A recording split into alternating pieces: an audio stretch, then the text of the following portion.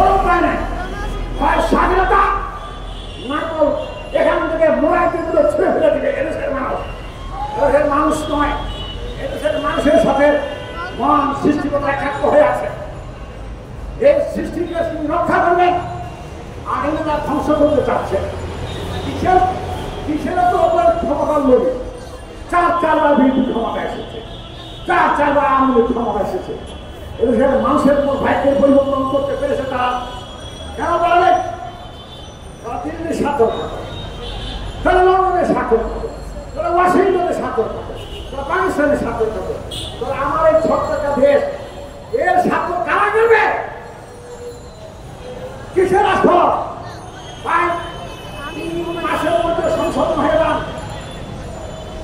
চতুর্থ মাস বললে আপনাদেরকে মোড়াইতির মতো দেশের মানুষ ছুঁড়ে ফেলেছে এখান থেকে। পারবেন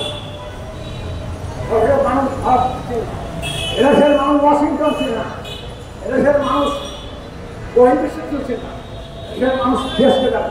এদেশের রাজনীতি হবে ঢাকা ভিত্তিক, এদেশের রাজনীতি হবে ঢাকা ভিত্তিক। আপনারা দেখেছেন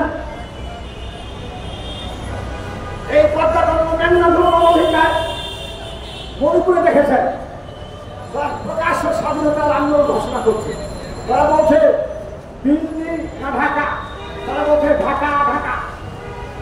পশ্চিমবঙ্গে দেখেছেন স্লোগান দিচ্ছে দিল্লি না ঢাকা, ঢাকা ঢাকা। সমস্ত এলাকার মানুষ আমরা স্বাধীনতার পক্ষে আন্দোলন করতে চাই, আমাদের স্বাধীনতা চাই। আর ওরা আমাদের ওদের সাথে বিকৃত করে দিয়েছে। সুতরাং এগুলো এই দেশে চলবে। আর তাকেও আমি সিনেমিনি খেলা খেলতে দিব। আমরা মনে করেন না আমার সমাবেশে লোক সংখ্যা, কিন্তু জেনে রাখবেন দুষ্ট গরু থেকে শূন্য বহাবরণ ভালো। তাই আমি মুসলিম কিছু লোক দিয়ে আমার দেশকে ভালোবাসে তাদেরকে নিয়ে আন্দোলন করছি। এখানে আজকে মাত্র 50 লাখ থেকে 1 কোটি টাকা খরচ করবো, লোকের লটারণ্য হয়ে যাবে।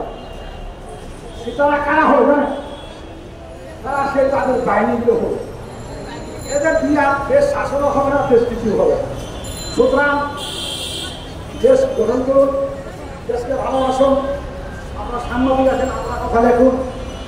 এখানে তো সাংবাদিক না, কারণ জানেন এখানে পৃথিবীর সাংবাদিকতা হয় ভারতের পক্ষে কথা বলে, না তো লন্ডনের পক্ষে কথা বলে। তো আমাদের কথা বলার মতো লোক একদিন জগৎকে ভেতর থাকছে আমাদের বিশিষ্ট অর্থনীতি বললেন যে সাধারণ মানুষের কথা তারা বলে না কেন?